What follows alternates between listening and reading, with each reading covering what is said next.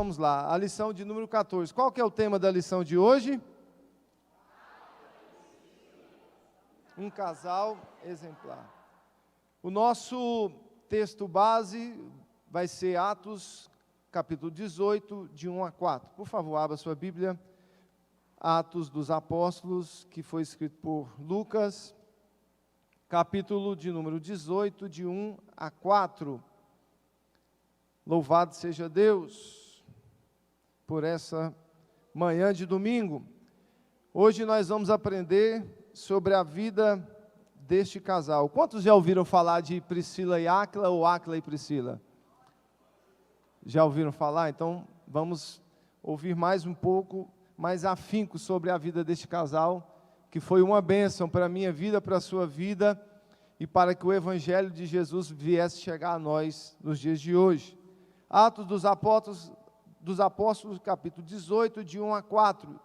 E no mesmo capítulo nós vamos ler 18 a 28. Leiamos. Depois disso, Paulo saiu de Atenas e foi para Corinto. Ali encontrou um judeu chamado Áquila, natural do Ponto, que havia chegado recentemente da Itália, com Priscila, sua mulher. Pois Cláudio havia ordenado que todos os judeus saíssem de Roma. Paulo foi vê-los, e uma vez que tinham a mesma profissão, ficou morando e trabalhando com eles, pois eram fabricantes de tendas. Todos os sábados ele debatia nas sinagogas e convencia judeus e gregos. Agora, do mesmo capítulo, versículo 18.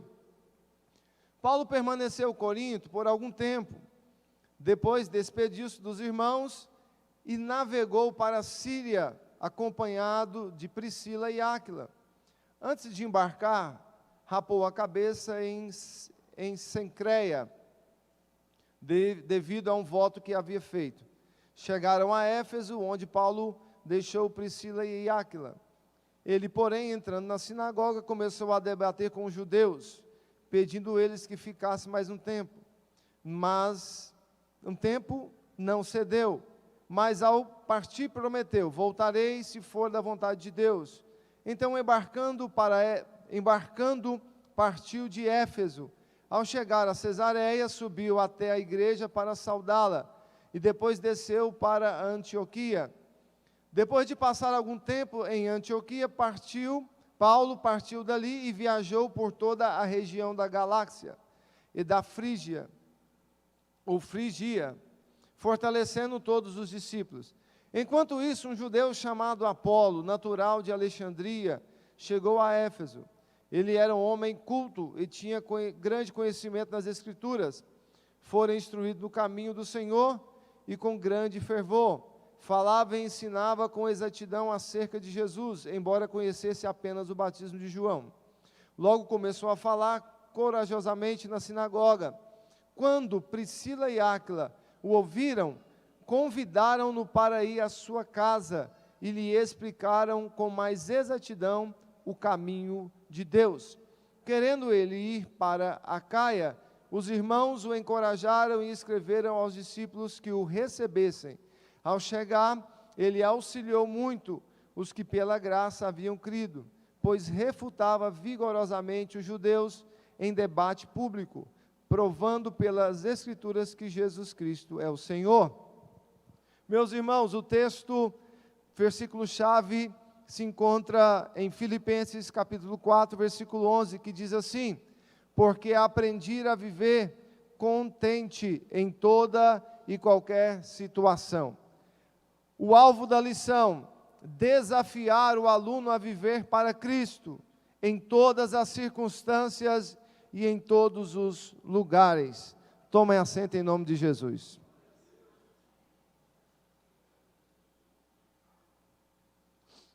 Glória a Deus. Meus irmãos, o texto que nós lemos é um pouco grande, mas é para o nosso entendimento. Quando nós prestamos atenção na Bíblia Sagrada, nós vemos que várias coisas contribuíram para o crescimento e o progresso do reino de Deus na terra. no Antigo Testamento para que os mandamentos do Senhor pudessem alcançar todo o seu povo, por mais que isso lhes custasse muitas coisas, até mesmo serem enviados para o deserto durante muito tempo, e também ali vivendo como escravos por mais de 400 anos ali no Egito. E quando nós passamos do Antigo para o Novo Testamento, não é diferente. A igreja sempre teve e sempre terá pessoas, braços, em que Deus poderá contar para que a palavra do Senhor não venha se estagnar, não venha parar, para que pessoas não venham ouvir o Evangelho do Senhor Jesus Cristo. E aqui está esse casal. O tema da lição é Áquila e Priscila, um casal exemplar. E quando nós estudamos a vida deste casal, nós vamos ver que é um fato, que esse casal é um casal exemplar. Mas eu encontro 3 pilares para que eu possa discernir esse casal como um casal exemplar. 3 pontos que pesam muito para a vida deste casal. O primeiro ponto é a prática da hostilidade. O segundo é a prática da evangelização e do discipulado. E o terceiro é a prática da fé. Quando você lê a história, você já vai se deparar com uma questão muito complicada no Evangelho na Idade Média. Nós lemos aqui na primeira carta, na carta aqui em Atos dos Apóstolos, no capítulo 18, no versículo 1, diz que esse casal, eles têm que saírem da terra onde eles moravam, aqui era ali em Roma, por conta de um decreto do imperador chamado Cláudio. Cláudio que sucedeu Calígula e antecedeu o famoso Nero, que colocou fogo em Roma. Se você ler a história de Calígula, você vai encontrar um camarada não muito gente boa. A história diz que ele se deitava com as suas irmãs demasiadamente. Tem até um filme sobre Calígula, muito antigo. Não é que é muito antigo, é que eu já vi, mas é muito antigo. Mas é muito, acho que você nem encontra na internet mais. E naquele filme fala muito sobre o reinado de Calígula. Olha para você ver a situação deste casal. Esse casal que se converteu ali em Roma, mas agora por conta de um decreto do imperador, eles têm que fugir de casa. O que estava acontecendo ali em Roma? Por causa do crescimento do Evangelho, do crescimento do cristianismo, os reinos se sentiram incomodados. E uma forma de tentar parar isso é expulsando o povo da terra. E isso aconteceu com muitos dos nossos irmãos que habitavam em Roma. Os judeus convertidos ao cristianismo, agora convertidos a Jesus Cristo, eles começaram a disseminar o caminho que é também conhecido como o cristianismo. Então, o imperador Cláudio, ele decreta que todo esse povo fossem embora. E aqui diz que eles tiveram que ir embora da sua terra, tiveram que ir embora do seu país, para que fossem para outro lugar. E aqui nós vemos o encontro deste casal com o apóstolo Paulo. Meus irmãos, hoje no mundo, várias pessoas se encontram refugiadas em outros países, por não poderem professar a sua fé no seu país de origem. Tem muita gente levando na brincadeira o que está acontecendo hoje no Brasil. Hoje de manhã eu recebi um áudio de um amigo meu que falou para mim que eu quero ver o inferno pegar fogo nesse país. Eu falei, pois é, você está no meio desse inferno, então se fosse você ficava esperto. Então tem muita gente levando na brincadeira, pensando que isso aqui é uma palhaçada, que isso que está acontecendo é coisa normal. Eu gostaria que vocês ouvissem esse áudio que os irmãos vão passar agora, para nós darmos continuidade na nossa lição. É interessante que eu não pedi para dar aula, eu pedi, irmão Cleomar. Então, caiu como uma luva. Ô Jesus, o Senhor é tão bom comigo. Então, escute esse áudio para nós prosseguirmos. E eu quero te dizer que faz parte da lição, tá bom? E esse áudio não foi escrito por Nero, Cláudio e nem por Calígula. Foi dito por alguns dos nossos contemporâneos de hoje. Pode colocar. É só o áudio, não vai aparecer, não coloca a imagem não, será que tem como? Ô Felipe. Aí, né? Isso. Há mais de 30 anos nós estamos trabalhando em Brasília e foi feita uma pesquisa na sociedade do Distrito Federal sobre as instituições, que esse é outro problema, o institucionalismo no cristianismo mata o cristianismo. Foi feita uma pesquisa quais as instituições menos empáticas, mais violentas, mais agressivas contra a sociedade. A pesquisa determinou que a Polícia Militar do Distrito Federal estava em primeiro lugar. E logo em seguida, as igrejas evangélicas. Isso é pesquisa de mais de 30 anos atrás. É difícil pesquisa no Brasil, mas vai lá. Isso foi feito por um grupo de pastores que participaram lá em Brasília. Daí você entende como é que se construiu esse pensamento totalmente adverso do cristianismo no apoio ao bolsonarismo. São jogos de interesses. Eu tenho um apelo para fazer aos políticos quando tiverem a caneta na mão, quando tiverem o controle do dinheiro. Parem definitivamente de doar qualquer coisa para qualquer igreja. Eu sei que vai ser muito difícil na guerra. Eu não sei se vocês ouviram direito, eu não escuto bem, mas mais ou menos eu ouvi. Mas eu já ouvi o áudio, o vídeo, a gente não vai colocar a imagem, porque senão, vocês sabem, né?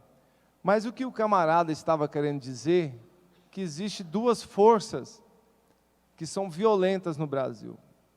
A igreja e o cristianismo. Forças violentas. Se você parar para analisar, são essas duas forças violentas que se contrapõem ao que é violento no Brasil. Primeiro, a polícia que combate ao crime, as coisas que é contra a lei, as coisas que são contra a justiça, o que é certo. E a outra, que é mais fundamental de todas, é o cristianismo. A Bíblia fala que o que tempera a terra, irmão, somos nós cristãos.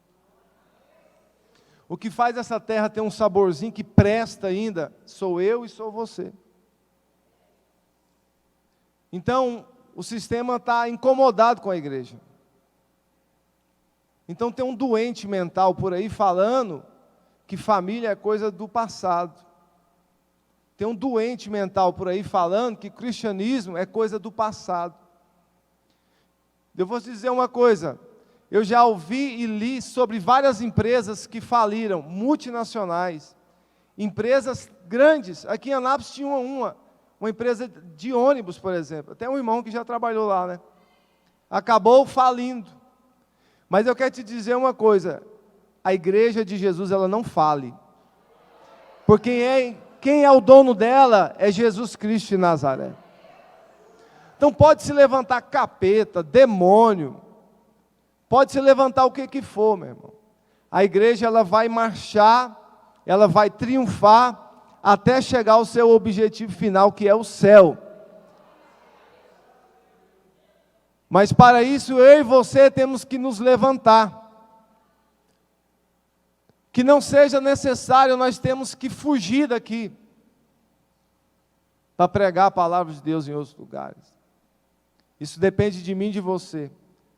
Só que no caso dos nossos irmãos aqui, tiveram que ir embora, mas permaneceram fiéis a Deus. O problema nosso é que nós só estamos preocupados com nós mesmos.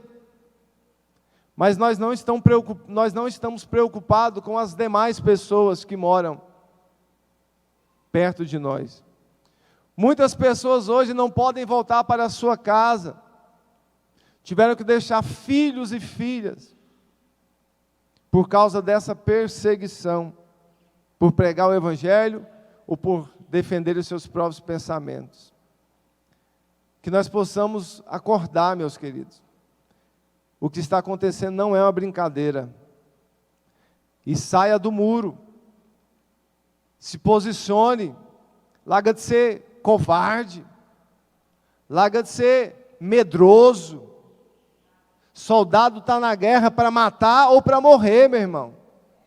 No caso, nós não vamos matar ninguém não, mas nós estamos aqui para morrer por amor ao Evangelho. Então, vista a camisa do Evangelho. Defenda o Jesus que você serve. Defenda o cristianismo que você segue, que você se rendeu a ele. Não vai ser necessário isso acontecer conosco. Temos que ir embora, vamos permanecer e a igreja do Senhor vai triunfar. E a Bíblia diz que Golias caiu de cara no chão. Dessa vez, o Satanás vai ter que cair de joelho e reconhecer que Jesus é o dono da igreja brasileira. Vai ter que reconhecer que Brasil é do Senhor Jesus Cristo e que ninguém vai parar a promessa que Deus tem feito com este país, que foi feito lá nos Estados Unidos, e que Deus apontou para a bandeira do Brasil, que o nosso Brasil, que o nosso país é celeiro do avivamento. Amém? Então Deus precisa de Priscilas e Áquilas, ou de Áquilas e Priscilas neste tempo, que sejamos exemplar, que nós possamos verdadeiramente honrar o Deus que nós servimos. Pois bem, vamos dar continuidade. Este casal tem que fugir ali de Roma para a cidade de Corinto. Ali ele se encontra com Paulo, mas 3 coisas se destacam na vida deste casal, que é um exemplo. A primeira coisa, eu gostaria de falar com vocês sobre a prática da hostilidade. A Bíblia diz aqui em Atos 18:3, se for possível colocar aqui no multimídia, para nós lermos. Em Atos 18:3, a Bíblia diz que, deixa eu achar aqui 18:3. Em uma vez que tinham a mesma profissão, ficou morando e trabalhando com eles, pois eram fabricantes de tendas. O que acontece? Priscila e Áquila, eles, no caso de Áquila, eles trabalhavam, tinham o mesmo serviço que Paulo. Paulo era fabricante de redes. E é interessante que esse casal, eles praticavam a hospitalidade. Quando Paulo ele sai ali de Atenas, depois de pregar no Areópago, ao Deus desconhecido, todos nós conhecemos a história, ele percorre depois 80 quilômetros e vai até Corinto. E quando se encontra com este casal, Paulo ele vai residir por algum tempo na casa deste casal. E é interessante nós observarmos a mutualidade, a hospitalidade que esse casal e a força dessa amizade que eles começam a ter. E a partir desse momento, você vai observar que se cria um vínculo um vínculo às vezes até mesmo que familiar, entre Paulo e este casal. E eles ali praticam uma das coisas que faz a diferença na vida deles, que é a hospitalidade. Eles permitem que Paulo ficasse por algum tempo ali em sua casa, morando e também trabalhando junto. E é interessante ver que aos sábados, Paulo ele pregava na sinagoga e Priscila e Áquila estavam ali junto com eles, observando e ajudando também na pregação do Evangelho.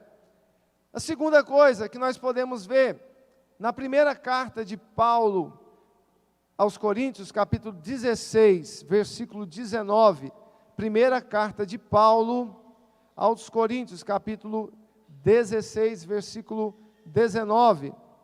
Vamos ler outra parte também da hospitalidade que se destacava na vida deste casal. 16, 19 diz assim: as igrejas da província da Ásia enviam saudações. Áquila e Priscila o saúdam afetuosamente no Senhor, e também a igreja que se reúne na casa deles.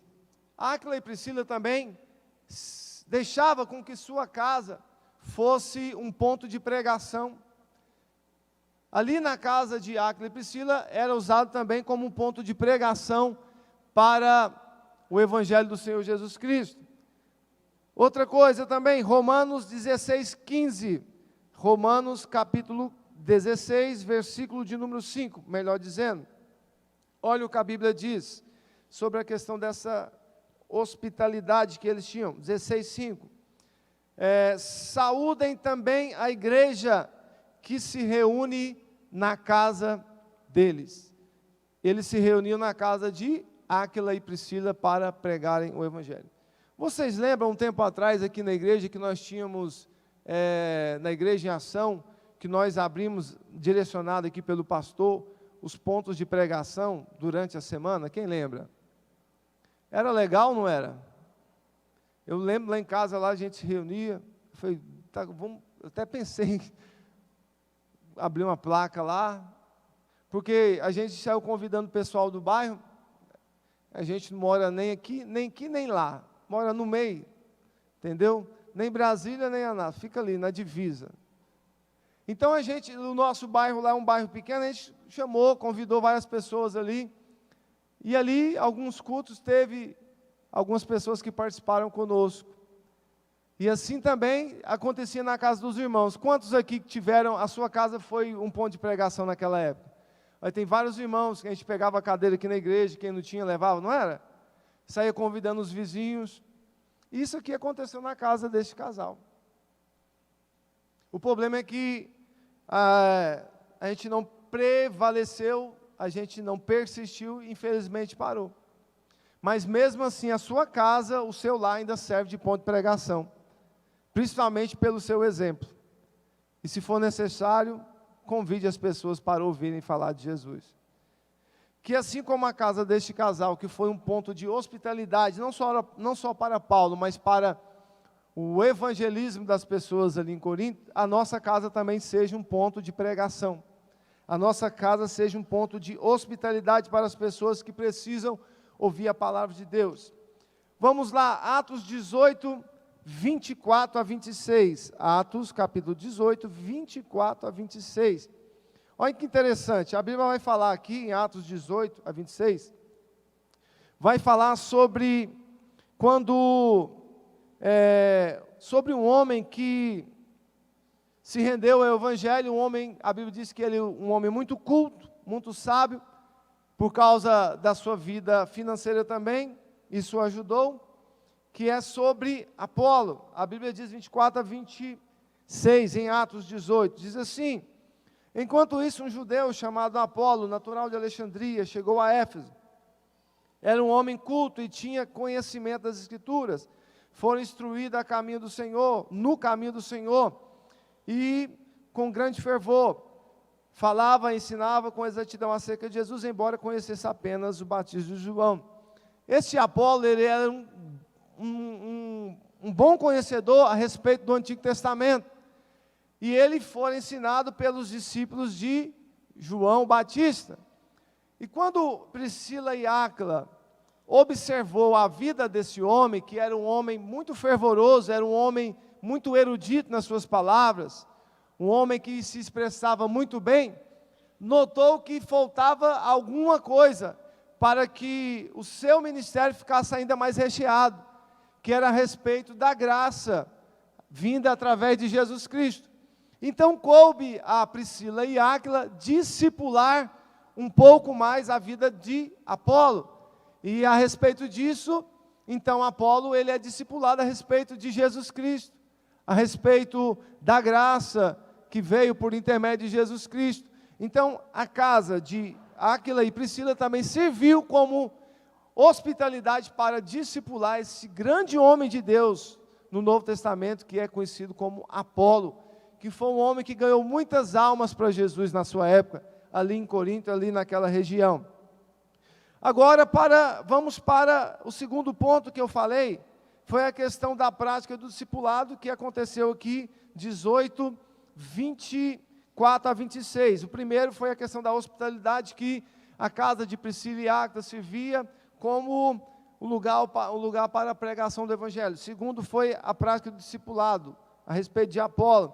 E a questão agora, terceiro, um pilar muito interessante, a respeito da prática de fé. Eu gostaria que você lesse Romanos, capítulo 16, versículo 3. Romanos, carta de Paulo aos Romanos, capítulo 16, 3 e 4. Vamos ver sobre a questão, será que esse casal tinha fé? A fé deles era uma fé viva, a fé é uma fé eficaz.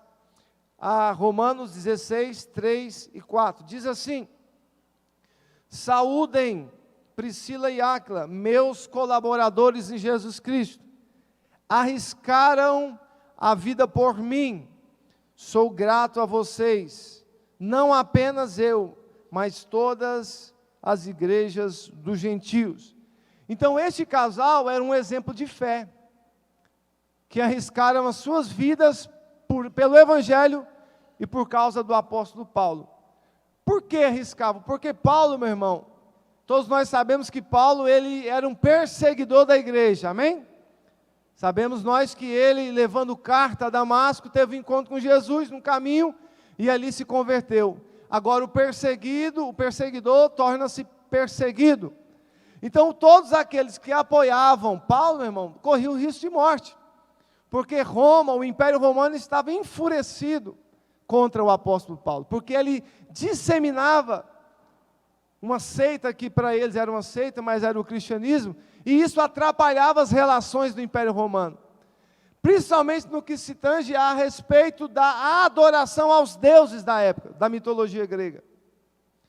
Porque Paulo pregava totalmente, tanto é que lá no Areópago vocês estão falando sobre esse Deus, agora que eu pregar sobre esse Deus que vocês não conhecem, mas eu conheço e eu sei que ele existe. Então Paulo começa a sabatinar aquele povo desde o princípio da criação até os dias atuais.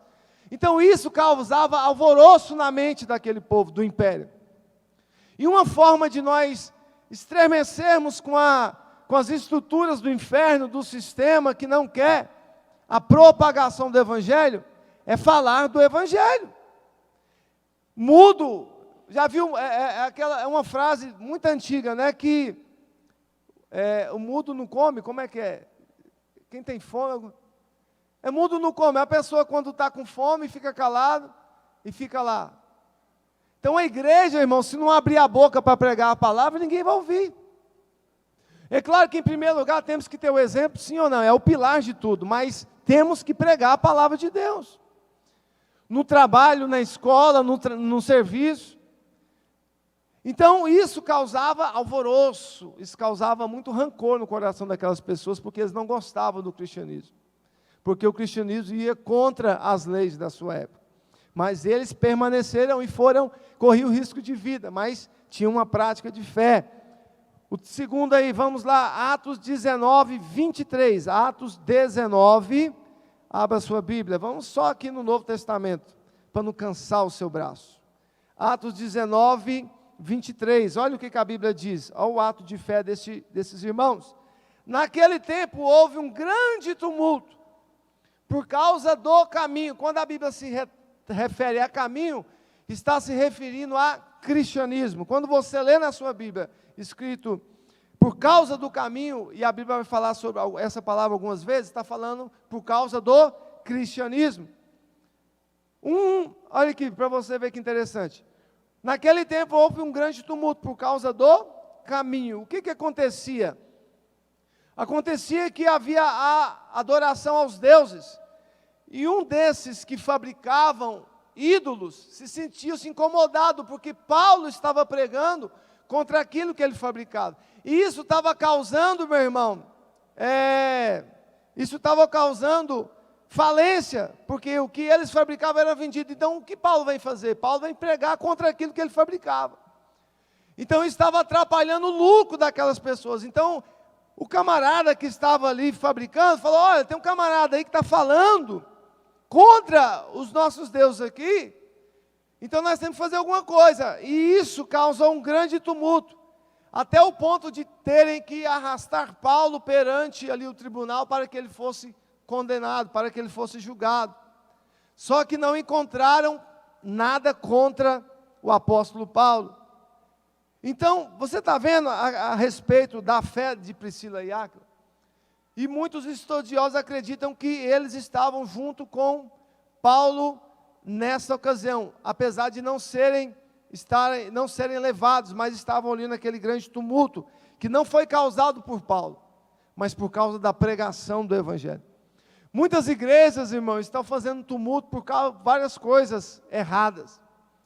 Muitas igrejas estão fazendo tumulto por causa de festas, de coisas que desagradam a Deus. E um tumulto que Deus agrada é um tumulto quando nós tumultuamos o inferno, quando nós pregamos o Evangelho de Jesus Cristo. Esse é um tumulto sadio, esse é um tumulto que Deus carimba e assina embaixo. Que possamos ser tumultuadores do inferno. Aonde você estiver, irmão, comece a tumultuar o inferno. Comece a incomodar Satanás. Quando você vê, irmão, que o inferno, que o reino das trevas estiver muito caladinho, tem alguma coisa errada, irmão. Ele está gostando. Se o inimigo não está se organizando contra o seu adversário, é porque ele está saindo bem, sim ou não? Então, uma vez que a igreja ela está estagnada, parada, o diabo está gostando.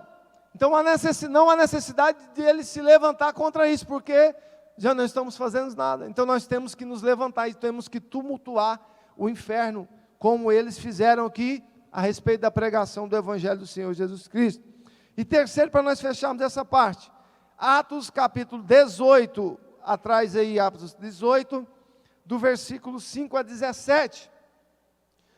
A Bíblia diz assim: depois que Silas, Timóteo chegaram a Macedônia, Paulo se dedicou exclusivamente à pregação, testemunhando aos judeus que Jesus era o Cristo.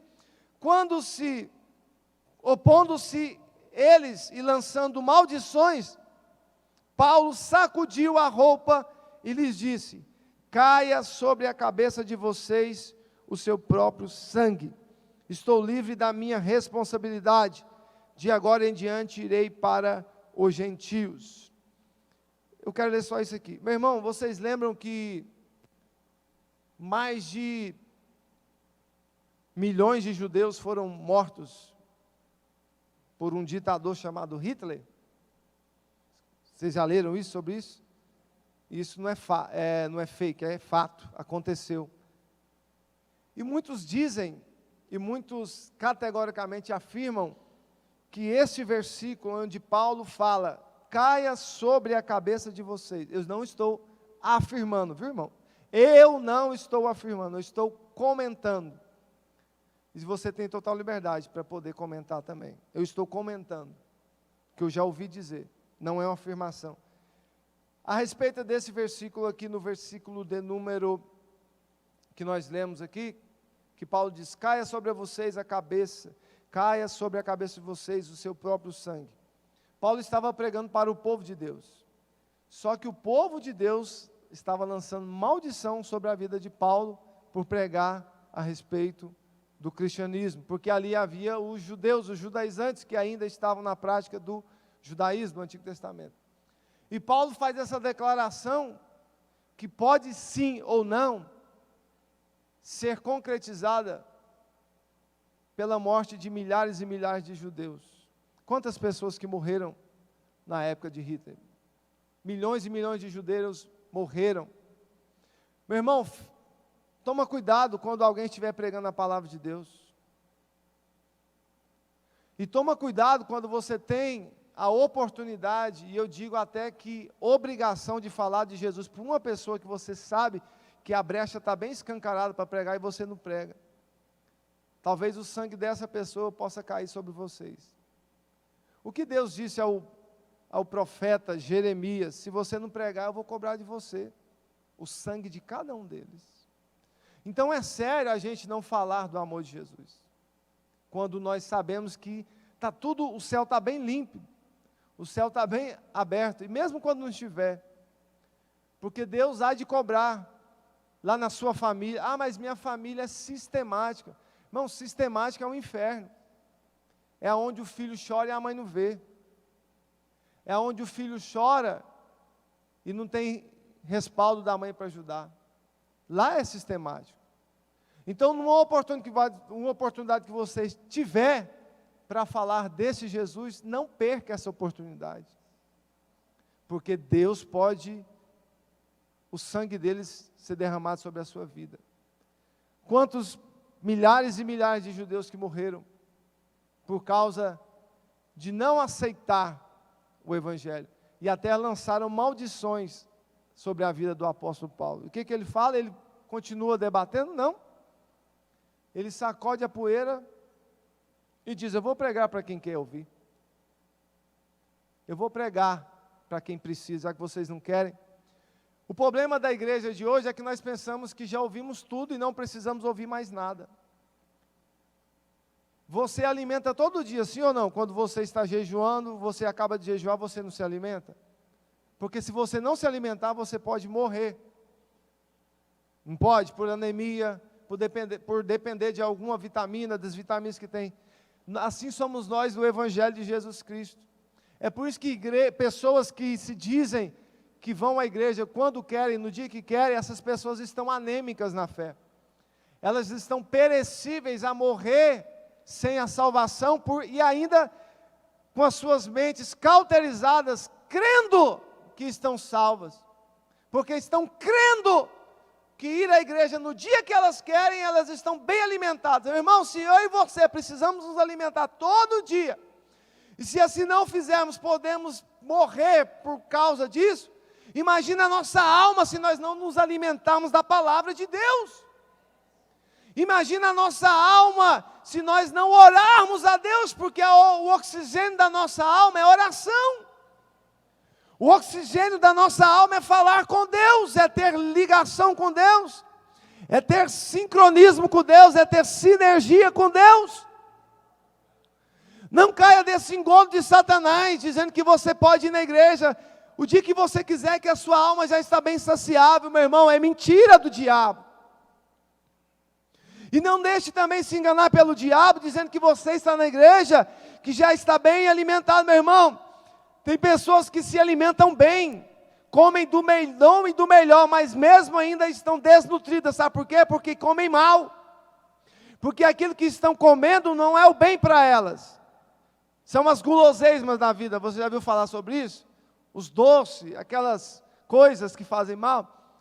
Aparentemente está alimentando, está comendo, a barriga está cheia, só que o corpo não está sendo vitaminado para que ele possa suportar o trabalho de cada dia, a caminhada de cada dia.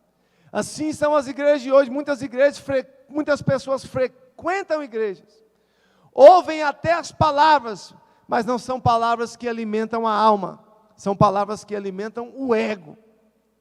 São guloseimas que não são vitaminas que são necessárias para a nossa fé. Abra bem o seu ouvido e se atente. Nós precisamos nos alimentar da palavra de Deus, porque senão nós vamos morrer na fé. Não seja um crente domingueiro. Você pode vir à igreja, irmão? Venha. Para com essa idiotice. Eu não vou para a igreja, eu vou assistir pela internet. Larga dessa meninice. Você pode vir à igreja, vem à igreja. Ah, eu não posso vir. Irmão, força maior é força maior, pronto, acabou. Não tem jeito, não tem jeito. Não é verdade? Agora, poder vir, não vir, é omissão. O mesmo alimento que nós recebemos aqui para uma pessoa que pode vir, não vem, será que está fazendo efeito? Não está. Está entendendo? Então vamos ficar atentos com isso aí, que é muito perigoso. Então eles tiveram problemas por causa do Evangelho de Corinto, mas não perderam a fé, permaneceram firmes com Jesus Cristo. Mas quem eram esses? Quem era Áquila e quem era Priscila? Áquila significa águia, e Priscila vem do derivado grego pris, que no diminutivo vem de Priscila. A origem deles, a Bíblia não fala, mas Áquila era um judeu. A Bíblia fala que Áquila era um judeu, ali natural do Ponto, no litoral do Mar Negro, na Ásia Menor. Aqui em Atos 18:2 vai falar sobre isso. E ele tinha que se migrar para Roma. Priscila provavelmente veio de uma classe alta, porque seu nome era de uma família tradicional. Segundo, a profissão. É engraçado, eles tinham a mesma profissão que Paulo. Olha para você ver como as coisas se casam. No Evangelho não existe coincidência, existe cristocidência. Ah, foi sorte. Não, mãe, foi sorte, não, foi Deus certinho. Assim, ó. Deus não trabalha com o jogo do bicho, e nem com bingo. Bingo! Quem lembra do bingo? Quem já brincou de bingo? Oh, você não brinca mais não, né? Amém. Bingo! Então, Deus não trabalha com bingo, com o jogo do bicho, mega cena. Deus trabalha com cristocidência. É tudo encaminhado para a coisa certa. Então, isso também uniu eles. Não só trabalhavam, tinham a mesma profissão, e através disso, isso foi um pilar muito importante para que o Evangelho pudesse ser dizimado naquela época. A respeito da conversão desses dois, não sabemos quando se converteram, no tópico aí, no 2, mas provavelmente, é provável que tenha acontecido antes de conhecer a Paulo, e é certo disso porque nós lemos aqui em 1 Coríntios capítulo 18, que quando Paulo os encontra em Corinto, eles já eram convertidos. Ali houve uma junção de ideias a respeito da fé, para que fosse... Então não houve a necessidade de Paulo agora ter que discipular, pregar e ganhá-los para Jesus, porque eles já eram convertidos. Então, com certeza, eles se converteram ali, naquela leva que foi da mudança, da conversão dos judaizantes para o cristianismo. Agora vamos para o terceiro ponto, que é um ponto muito importante para a vida deste casal, que é a respeito sobre a amizade com Paulo. E uma amizade sadia, uma amizade que permaneceu. Essa amizade não era uma amizade sorrisal, que você coloca na água, ela se dissolve e acaba. Não, essa amizade era uma amizade que prevaleceu por muitos e muitos tempos, não digo muitos anos, porque não foram muitos anos que puderam conviver por causa da perseguição. Mas havia uma amizade entre esse casal e Paulo.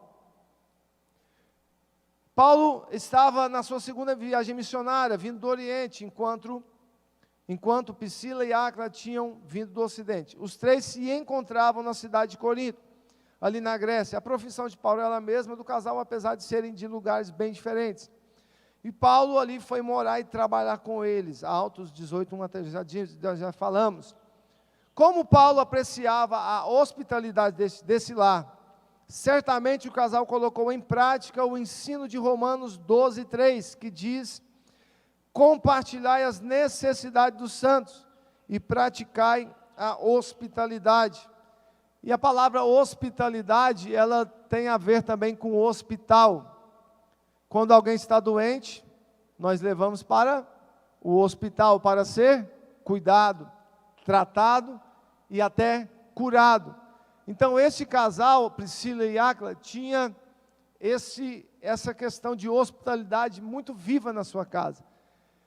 E é interessante que nós, como eu disse a vocês, que nós tínhamos aqui os nossos cultos nos lares, nas nossas casas, e ali também nós praticávamos a hospitalidade. Eu tenho certeza que cada um de vocês que abriu a porta de suas casas, para aquelas pessoas, para ouvirem a palavra de Deus, elas se sentiram bem ali, sim ou não? A não ser que vocês expulsaram ela de lá, porque tinha um abençoadinho lá, que fazia bagunça. Não, tenho certeza que muitas daquelas pessoas gostaram. E um dos melhores lugares para as pessoas gostarem de estar, irmão, é na casa dos crentes. Porque lá não tem cachaça, né? Lá não tem xingamento, lá não tem as coisas que o mundo tem, as coisas que o mundano tem. Agora o duro é você ir na casa de um crente, e lá ter o CD, o disco do Elvis Presley, bem na entrada da casa. Aí é difícil, né, irmão? Ou se não, quando você entra na casa do crente, bem assim, na adega do crente, ó, a adega do crente, ó, os vinhos, não bebo não, é só para, uma hora o diabo vai fazer você beber essa porcaria desse trem.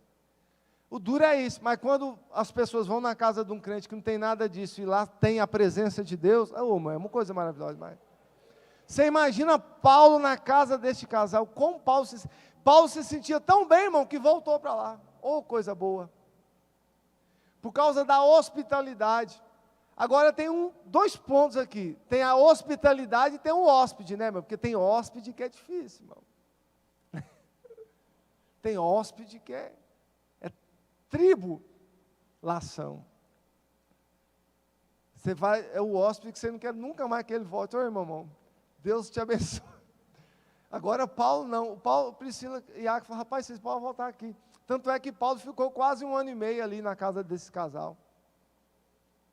Você acha que Paulo era que tipo de hóspede? Um camarada, porque quando nós somos hóspedes, nós temos que respeitar a casa do hospedeiro, né? É o hospedeiro que fala? Não é? Você chega lá e, eita, Priscila e Iaco. Pensou Paulo chegando na casa de Priscila e Iaco? Esse casalzinho é top. Já fez a comida? Eu quero almoçar, que eu estou na luta do jejum, estou com fome. Ô Priscila, você já fez aquele bolo de fubazinho para nós e o cafezinho da hora? Você acha que era assim, irmão? Respeito. Respeito é bom e cabe em qualquer lugar. Então, quando você for hóspede na casa de alguém, tenha o prazer da pessoa convidar você novamente, porque gostou da sua hospedagem. Jesus, ele habita na sua casa? Sim ou não? Então, ele não faz bagunça na sua casa, faz? Ele respeita seu lar, não respeita? Jesus é um gentleman, né? É um cavaleiro.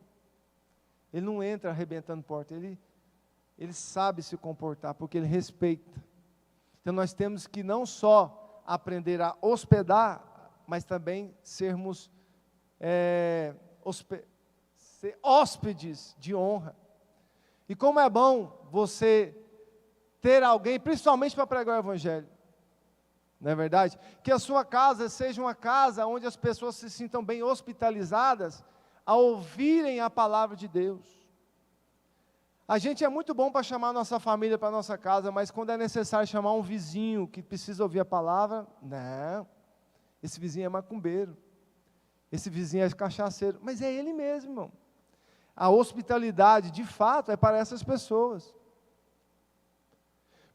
Priscila e Áquila não tinham muita comunhão. Eles foram se encontrar depois de muitos anos ali. Pela primeira vez se encontraram em Corinto. Nem se conheciam direito. Talvez Priscila e Áquila ouviram falar de Paulo, porque a notícia de Paulo, a fama de Paulo era muito grande naquela época. Então, quando eles encontraram aquele camarada, eles não estavam sabendo quem estava colocando dentro da sua casa. Mas eles colocavam porque sabiam que ele tinha um homem de Deus. E se não fosse um homem de Deus, esse casal praticava isso. Que você possa ter a coragem, a ousadia de abrir a porta da sua casa para hospedar. Eu digo hospedar, irmão, porque hoje, infelizmente, no mundo que nós vivemos, é meio complicado você hospedar as pessoas.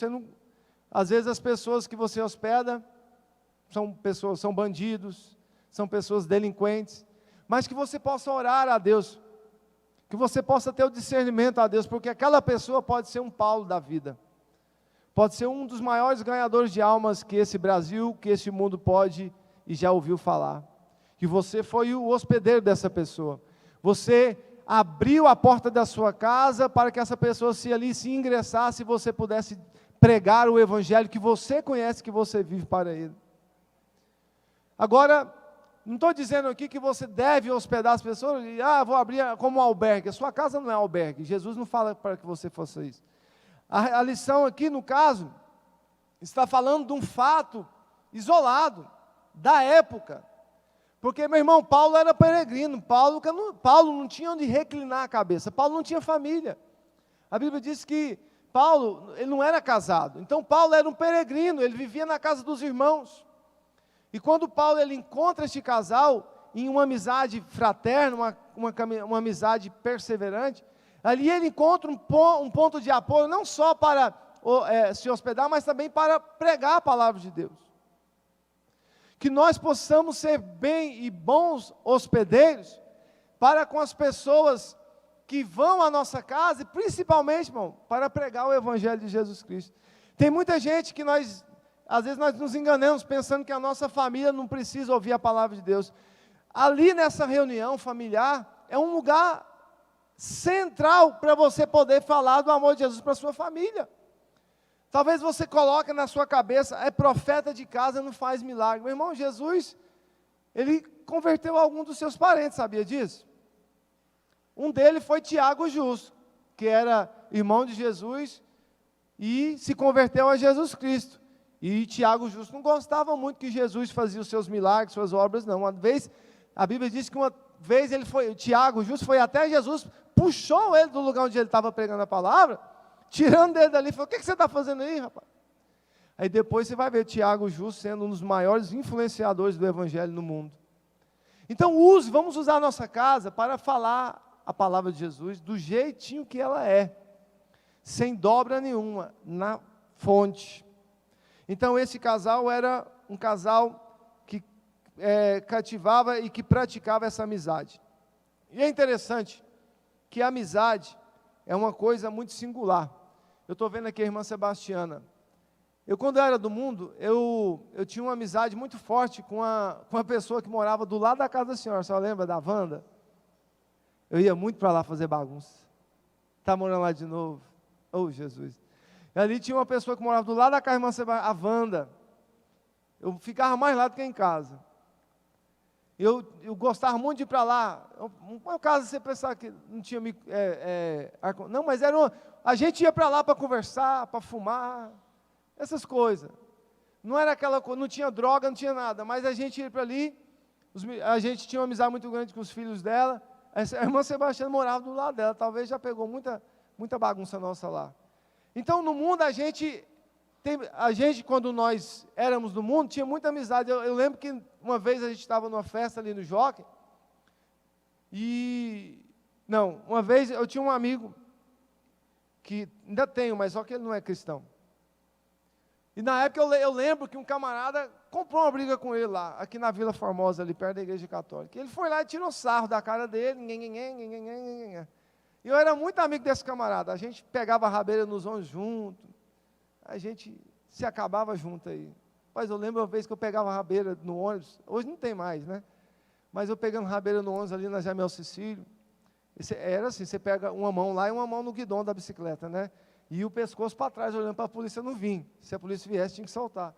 E eu subi na avenida Jamel Cecílio, irmão, o ônibus, o cara me jogou num buraco.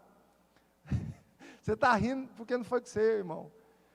Eu me lembro que na hora que o ônibus jogou dentro do buraco, eu olhando para trás, vendo se a polícia vinha, eu caí naquele buraco, eu saí capotando, olhando para trás, preocupado com a polícia, mas não estou nem a isso. Meu irmão, que tombo. E você acha que eu parei? Continuei. Eu e esse amigo meu, era rabeira atrás de rabeira. Então eram as amizades, e uma vez ele comprou uma briga com o camarada se engraçou com a cara dele lá, rapaz, e a gente uma vez na praça lá do Ancião, e esse camarada que tinha feito isso com ele, nós estávamos lá, e esse camarada na rampa lá da calçada que tem lá, e nós lá, e rapaz, é coisa do mundo mesmo. E ali, falei, rapaz, vai lá e rumo o chute na boca dele. Se ele falar alguma coisa, a gente resolve. Ó, fortão aqui, ó. Rapaz, e aconteceu dessa forma, ele rumou a bicuda no camarada, irmão. Ainda bem que o camarada estava sozinho. Mas eu falo, gente, amizade, entendeu? Essas amizades do mundo que a gente até se mata um pelo outro. E quantas vezes nossa amizade na igreja não é assim? Às vezes a gente dá mais valor na amizade quando tinha no mundo do que na igreja. Na igreja a gente tem a mania de ficar falando mal um do outro. Sabe qual a maior amizade que tem que prevalecer e persistir? A maior amizade dela é do casal, do esposo para com a esposa. Se você olhar para a vida deste casal aqui, eles passaram por três rotas aqui, Eles de Roma foram para Corinto, Corinto para Éfeso, depois tiveram que voltar para Roma. Nesses 3 episódios, irmão, eles nunca se separaram. Perseguição, luta. Você acha que a economia estava... Não, tinha escassez, mas nunca se separaram. Além de casal, eram amigos um dos outros. O que está faltando para nós hoje, cristãos, principalmente nos nossos lares, é essa amizade mútua. Qualquer coisinha, vou separar. Separa, irmão, vai para o inferno. Vai lá para lá, que lugar de pessoas que covarde é lá. Quando você casou, quando eu casei, você fez um voto diante de Deus. Não foi diante do pastor, não, foi diante de Deus. E quando você não cumpre esse voto, é molecagem. E Deus, moleque não entra no céu não. Lá entra homem e mulher que honra a palavra. Qualquer coisinha você parar, porque a lei de hoje é uma porcaria, irmão. A lei de hoje te dá brecha para você fazer tudo que você quiser. Só que a lei de Deus não é assim não, meu irmão. Essa lei aqui, ela funciona bem, viu? Esse legislador da palavra que é Jesus Cristo, hoje ele é advogado, mas no dia ele vai ser juiz, ele não manqueja não. Essa lei aqui, ó, está firme e forte. Igual o Palmeira do Líbano, viu? Não torce não, que ela não cobre. Agora tem um monte de casal, qualquer coisinha eu vou separar. Vou para a casa do papai e da mamãe. Eu vou falar para onde você vai, viu? Vira homem, vira mulher de verdade. Larga de ser frouxo, larga de ser frouxa. Ser fiel na abastança é muito bom, não é não? Ser fiel quando a saúde está bem é muito bom. Ser fiel quando não tem ruga na cara é muito bom. Aí quando elas vêm, você quer abandonar o barco? Quantos pastores hoje tem aí que abandonou sua esposa para ficar com a mais novinha? Uns filhos de Satanás. Aí a família fica lá, filho fica para trás. Que exemplo que essa camarada quer dar? Não pensa nos filhos, não. Que exemplo que o filho vai ter quando casar também? Vai separar do mesmo jeito. Isso acontece no meio dos crentes. Então muitos casais são mais inimigos do que amigos. A vez de se compreender um ao outro no momento da aflição, é uma briga. Não sabe passar pela tribulação, não sabe passar pela luta. Que geração podre é essa? Fraca. Somos bem alimentados, mas vomitamos tudo, irmão. Vomitamos tudo para fora. Quando nós sabemos que temos que persistir. Então a amizade deste casal foi profunda. Então quando Deus provar vocês, se unam, perseverem. Deus vai abençoar, meu irmão. Deus não abençoa quem deserda da luta, não. Deus abençoa quem persevera na luta. Pensa na sua família. A igreja tinha que ser o maior exemplo de amizade, de casais, e um para com os outros. Hoje a igreja serve de escárnio, para que o mundo fique zombando, de inimizades, de dissensões, de facções, no meio do povo de Deus. E quando você olha para a Bíblia Sagrada, várias amizades se destacam. Você olha para Jonatas e Davi, meu irmão Jonatas era filho de Saul. Saul queria matar Davi.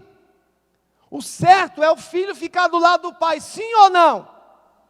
Só que Jonatas preferiu ficar do lado da verdade, do lado que é justo.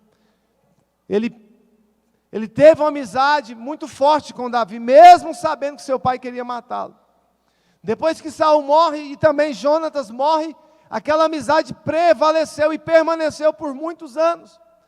Até o ponto de que quando o seu filho de Jonatas, estava lá em Lodebar esquecido, Mefibosete, o que fez relembrar na mente de Davi? A amizade que ele teve, e uma palavra de amizade vale muita coisa. Davi prometeu a fidelidade a Jonatas, se lembrar da sua parentela, se lembrar dos seus sucessores. Lá em Lodebar estava um filho de um rei, mas tinha uma promessa naquele jovem. E a amizade desses dois fez com que essa promessa voltasse a se levantar. O que aconteceu? Por causa da amizade, Mefibosete é tirado de Lodebar e é colocado no palácio. Nós vemos uma amizade também muito forte entre Ló e Abraão.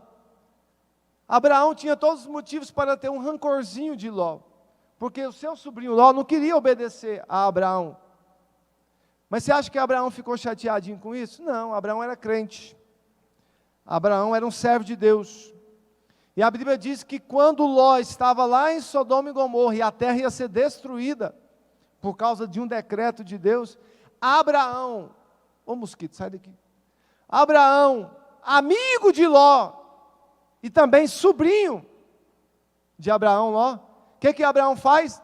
Flávio Joséfo diz no seu livro que Abraão reúne alguns homens de guerra, e vão até Sodoma e Gomorra retirar, ajudar Ló e sua família. Amizade, irmão. Amizade não é só fora da família, é dentro da família também. Às vezes dentro da nossa família parece mais um campo de guerra, parece uma Rússia e Ucrânia. É foguete todo dia, é zap de destruição, vou te matar, dentro da família, irmão. Isso não pode acontecer. Eu tenho irmãos, meus irmãos dão muito trabalho para mim, sabia disso? Mas é um trabalho bom, porque eu tenho certeza que um dia eu vou ver eles na casa de Deus. Ah, mas meu parente vive me caluniando. Meu irmão, você é crente para quê? A Bíblia diz que a Bíblia confirma Jesus dizendo que por causa de mim vocês serão caluniados, perseguidos, afrontados. Não é hora de praticar a amizade? Perdoa, segue a vida e ore por essas pessoas. Então a Bíblia também fala de uma amizade muito forte, que é a respeito de Jesus e João, o discípulo do amor. Meu irmão, João tinha cadeira cativa no colo de Jesus. Você imagina, o homem se dobrava no ombro de Jesus para deitar, para ali se escorar. Que amizade verdadeira. Será que nós temos essa amizade profunda com Jesus? A Bíblia também fala sobre Ruth, né, e Esther. Então são várias amizades que nós temos de exemplo a respeito do que nós estamos falando, da amizade deste casal para com Paulo, e que nós possamos ter também a amizade um com os outros aqui da igreja, principalmente, meu irmão. Vou te falar algo aqui, a sua principal família não é a de sangue, é a da fé, e a Bíblia afirma isso. A sua principal família é esse povo que está aqui do seu lado. É esse irmão que você senta longe dele, que você não gosta, é esse que é seu verdadeiro familiar, segundo a Bíblia Sagrada. Mas a Bíblia fala e nos coloca num risco muito grande, que se nós não orarmos, intercedermos pelos nossos, de nossa família, nós somos piores do que os camaradas lá fora, que os mundanos. Então nós temos uma família que de fato é a principal, que é a da fé, mas também nós temos uma realidade, uma responsabilidade tremenda, que é orar pelos nossos da nossa casa. E se você é um daqueles que ora muito, muito, muito, por aqueles que estão do seu lado, mas não ora pelos seus familiares, que é um mandamento que a Bíblia fala, você corre um sério risco de não subir no arrebatamento, você está quebrando o protocolo da Bíblia Sagrada. Então ore pelos seus. Vamos aí para o quarto tópico, seu envolvimento missionário. Nós já lemos aqui que este casal, além de serem cristãos convertidos, eles tinham esse envolvimento missionário quando eles emprestavam a sua casa para que o apóstolo Paulo pudesse ali pregar a palavra do Senhor. Meu irmão, eu quero dizer uma coisa a respeito da palavra missionário. Não existe a palavra missionário na Bíblia Sagrada. Alguém já viu? Está escrito aí?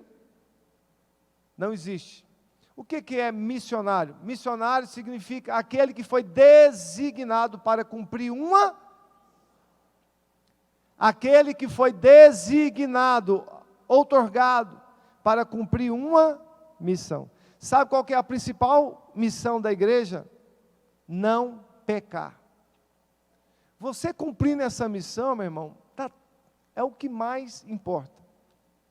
Porque o que é pecar, na origem da palavra? Pecar, nada mais e nada menos é do que errar o alvo. E a Bíblia diz que o nosso alvo é... Então, quando você erra, quando você peca, você está errando o alvo. O que o povo lá no Egito fez? Eles pecaram, porque eles erraram o alvo. E quando nós erramos o alvo, nós começamos a dar volta em volta de nós mesmos e não alcançamos a promessa de forma mais rápida. É por isso que muita gente está retrocedendo, ao invés de progredir, retrocede, porque vive errando o alvo. Então a primeira missão nossa da igreja é não pecar.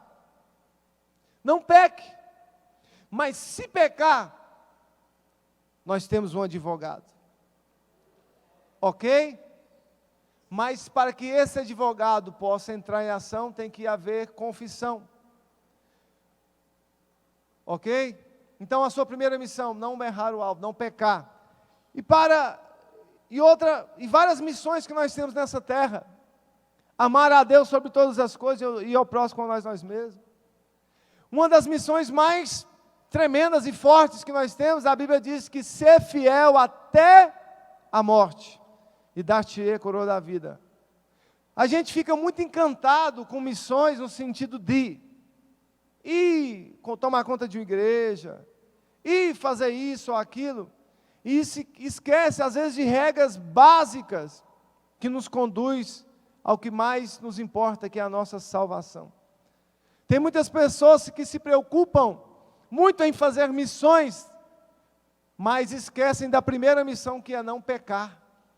Antes de querer fazer uma missão, que é levar a palavra de Deus, como os nossos irmãos estão fazendo ali na Europa, aqui no próprio Brasil, em outras cidades, irmão, se preocupe com a principal missão, não peque. O que adianta nós estarmos lá fazendo missão, estamos errando a principal missão, que é não pecar.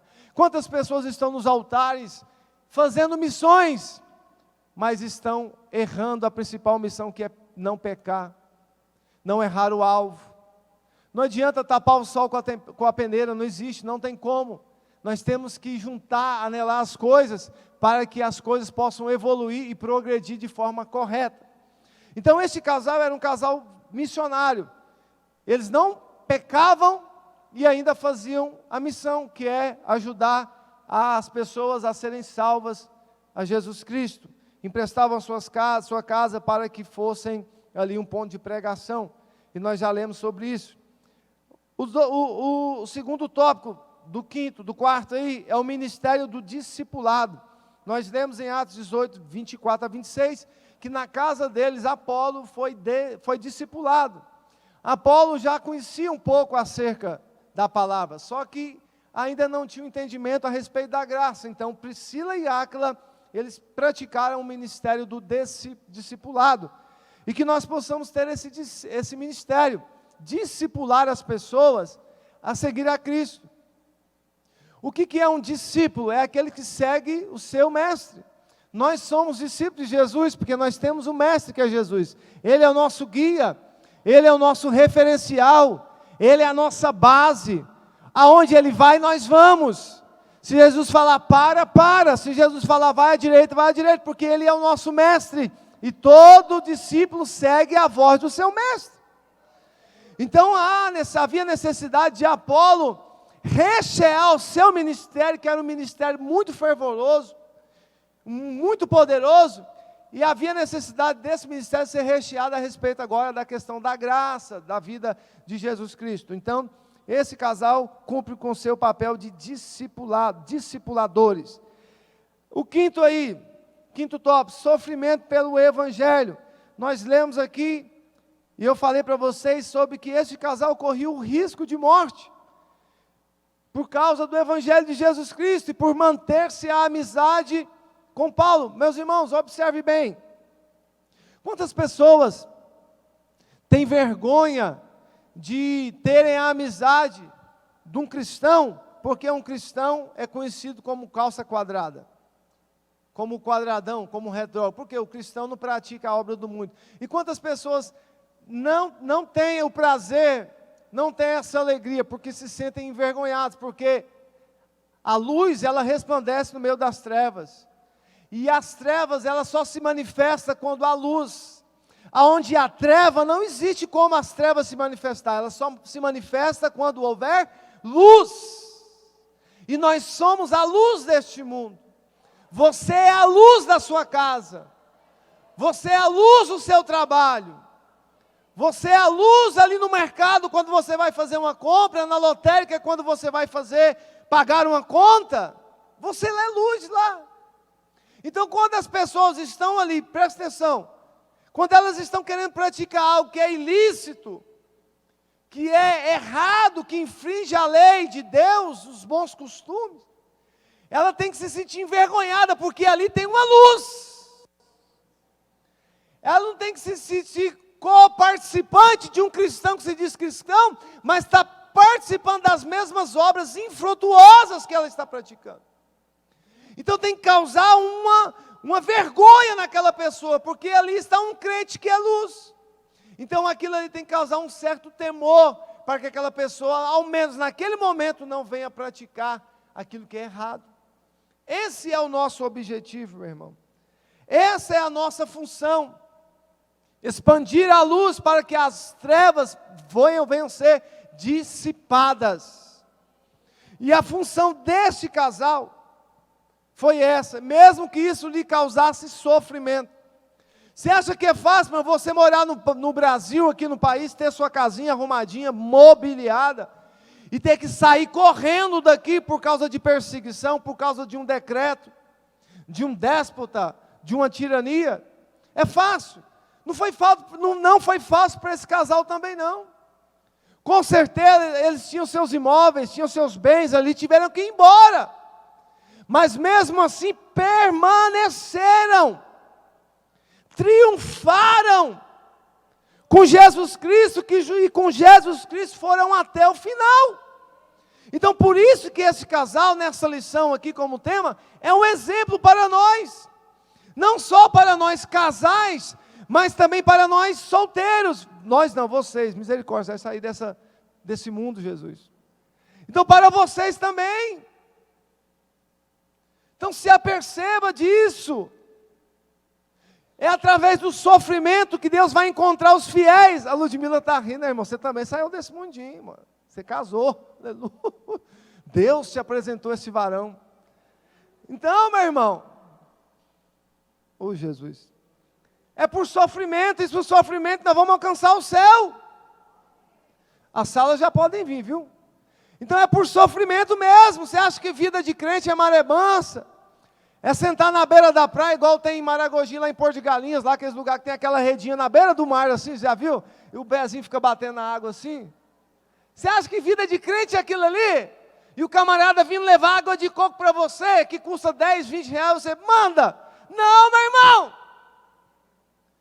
Vida de crente é sofrimento, mas Deus também não é também uma pessoa que vai não vai nos oprimir, nos comprimir, e fazer com que as pessoas tenham medo do Evangelho. Não, nós somos seres cidadãos nessa terra, que nós também temos direito de usufruir das belezas naturais deste mundo.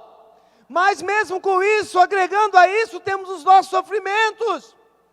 E como é bom quando nós adquirimos as coisas com luta, com suor, na correria do dia a dia. Como é bom, irmão, porque você vai dar valor mais ainda. Pega esses filhos de papai que ganham as coisas aí ao léu. Pega esses moleques aí que ficam ganhando as coisas de forma tão fácil. Pergunta a ele, olha, se ele vai dar o mesmo valor do que uma pessoa que trabalhou, que ralou, que acordou, que lutou. Pergunta se vai dar o mesmo valor. O camarada que ganha as coisas fáceis, meu, joga no chão, quebra, não quer nem saber. Agora quem rala, quem vai atrás, quem luta, dá muito mais valor, meu irmão. Então dê valor no céu. Lá no céu não vai entrar ninguém passando como se fosse você estiver entrando dentro do ônibus, passando o cartão, colocando no digital. Não, meu irmão. No céu é por esforço. A Bíblia diz que o céu é tomado por esforço. Então reage. Seja crente depressa. Dê exemplo no seu andar, no seu vestir, no seu ir, no seu vir. E a gente não foi chamado para dar exemplo dentro da igreja, é lá fora. É lá. É lá que tem treva. É lá que o diabo está reinando. É lá que o sistema desse mundo está reinando. E é lá que Deus colocou e designou para mim e para você uma missão. Sejam fiéis até a morte, e eu vou dar a coroa de vida para vocês. E é com sofrimento. É com luta. É com choro. Irmão, se a sua vida estiver muito boa, coloca uma vírgula. Tem algo errado. Se a sua vida estiver muito boa como cristão, meu irmão, coloca um ponto de exclamação. Tem algo errado. Porque vida de crente tem luta, tem prova, tem um leão todo dia para matar e para derrubar ele. E o principal deles é a nossa carne. É a minha pessoa, é a sua pessoa, é o seu eu, o nosso eu. E o principal leão são as nossas vontades, são as nossas petições, são os nossos desejos desenfreados. E o segundo é o diabo. Então só aí já dá para começar. Então quando você for evangelizar alguém, não minta para ela. Não fale mentira de que o evangelho vai dar tudo certo, Deus vai te abrir a porta, Deus vai curar sua enfermidade, Deus vai mandar seu esposo, Deus vai mandar sua esposa, assim como se fosse Deus não trabalha com mágica, Deus não é ilusionista, Deus trabalha com planejamento. A igreja não foi fundada de uma hora para outra, teve planejamento espiritual. Assim também é a nossa vida, meu irmão. Acorda, se toca. Sai desse mundinho de fantasia que você está vivendo. E vem para a realidade. Vamos combater o bom combate. Vamos ser gente que dá exemplo. Vamos ser gente que bate. Não, tem pessoas que falam que bate no peito, fala que bate no peito e fala que é de Jesus. Eu quero ver você ter peito para falar que é de Jesus. Tem gente que fica batendo, parecendo o gorila lá do filme, né? Eu sou crente, mas na hora do vamos ver, afrouxa. Na hora do vamos ver, o camarada baixa a cabeça e parte em retirada. Só que Paulo, Priscila e Áquila não é de jeito não. Mesmo com perseguição, mesmo com aflição, nós vamos até o fim. E mesmo ali Paulo sendo morto, se eu não me engano em Roma, quem estava lá perto deles, e com certeza estava próximo e sabia daquela situação, mas não negaram a Paulo uma amizade fraterna, uma amizade cordial, Priscila e Áquila. Meus irmãos, conclusão. Não deve ter sido fácil para Áquila e Priscila se manterem firmes na fé, e não foi fácil mesmo. Em meio às perseguições dos crentes, mas onde andavam testemunhavam de sua fé em Cristo. Em palavra e ação. Abriram seu lar como ponto de pregação em Corinto, na Grécia, em Éfeso, na Ásia Menor, e em Roma, na Itália, capital do Império Romano. Mudar de casa é difícil, mas mudar de país é bem pior. Mas não reclamavam. Todas as circunstâncias os levaram para mais perto do Senhor. Que exemplo de vida cristã para nós. Que saibamos, como Áquila e Priscila, colocar em primeiro lugar o reino de Deus. Meus irmãos, fiquem sobre os pés, por favor. Este casal é exemplo ou não é? E todo exemplo, ele serve para ser seguido, não é verdade? E que a partir de hoje você, nós, todos nós possamos dar mais atenção a respeito da nossa vida como exemplo, a nossa vida como hospitaleiro para a pregação do Evangelho, do nosso lar como um cantinho do céu. Hoje as pessoas estão perturbadas, estão amedrontadas, as pessoas estão sofrendo de uma opressão terrível por causa do inimigo. E o lugar de refúgio para elas é na igreja dos crentes. É a casa de um crente fiel, que lá tem glória a Deus e aleluia, que lá tem música de crente, que lá não tem xingamento, nem palavrão, nem gritaria. Meus irmãos, as pessoas estão procurando por socorro. E elas não vão encontrar socorro na macumba, na feitiçaria, porque lá as trevas permanecem. Elas querem encontrar e vão encontrar socorro na igreja dos crentes fiéis e verdadeiros. Elas vão encontrar socorro na minha casa e na sua casa, para quando puderem abrir e falar do amor de Jesus para elas, assim como foi na vida deste casal. Que a partir de hoje nós possamos mudar a nossa mentalidade a respeito daquilo que nós falamos. Eu fecho os seus olhos e inclino a sua cabeça. Pai Santo, aqui aprendemos mais uma vez nessa lição através da vida deste casal, que foi um exemplo na sua época, quando viviam nessa terra. Pessoas hospitaleiras, que pregavam, discipulavam, que foram amigos fiéis, ali do apóstolo Paulo, aonde comungavam a mesma fé, a mesma profissão, e isso foi usado como arma, para que o evangelho do Senhor alcançasse aquelas vidas.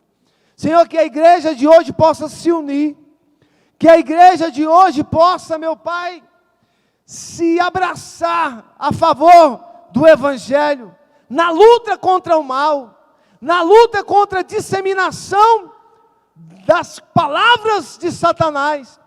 Que a igreja regional Formosa se una com as demais igrejas dessa cidade, que eu, Pai, como membro desta igreja, como membro do corpo de Cristo, possa me unir aos meus irmãos de outras igrejas, para a propagação do Teu Evangelho, que nós possamos ser mais amigos uns dos outros, esquecendo toda mágoa, todo rancor, todo o passado, e possamos criar esse pilar fundamental, meu Pai, dentro da igreja, de um para com os outros, de nós para com os nossos familiares. Senhor, nos ajuda nesta manhã a praticar esse exemplo deste casal, e assim seja não só hoje, mas para todos sempre, em nome de Jesus. Quem pode dizer amém?